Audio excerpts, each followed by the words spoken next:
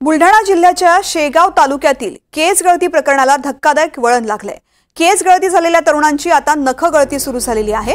केस गळती झालेल्या तरुणांची नख कमजोर होऊन विद्रूप झालेली आहेत, नख गळून पडतात।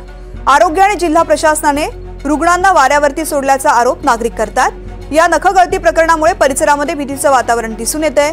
2 महिन्यांनंतर अद्याप केस गळती संदर्भात अहवाल आला नाहीये, त्यातच आता नवीन समस्येला सामोरं जावं लागतंय। पुढील उपचारासाठी उपजिल्हा रुग्णालय शेगाव इथे सांगण्यात आलेलं आहे, असं बनकर यांनी सांगितलंय।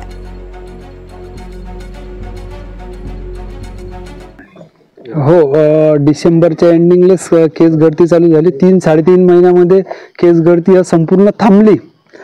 आयुष मंत्रालयाला म्हणता येईल किंवा त्याच्या डॉक्टरांना असं म्हणता येईल की त्यांना त्या बाबतीत यश आलं, परंतु आता नुकतीच गेल्या आठवड्यापासून एक नखांची पण गळती चालू झाली आणि आता याच्यामध्ये केस गळतीनंतर नख गळती आणि याच्या पुढे बी आणखी काही शरीरावर इफेक्ट होऊ शकते का, हा सुद्धा एक म्हणजे विचार करायचा विषय याच्यात। किंवा याच्यानंतर जर काही हाडाले जसं आता हड्डी कॅल्शियमचे प्रमाण बऱ्याच पेशंटमध्ये कमी निघलं होतं, मागच्या वेळेस ब्लडच्या तपासण्या केल्या होत्या, तर त्यामुळे आणखी काही असं आढळून आलं तर सांगता येणार नाही।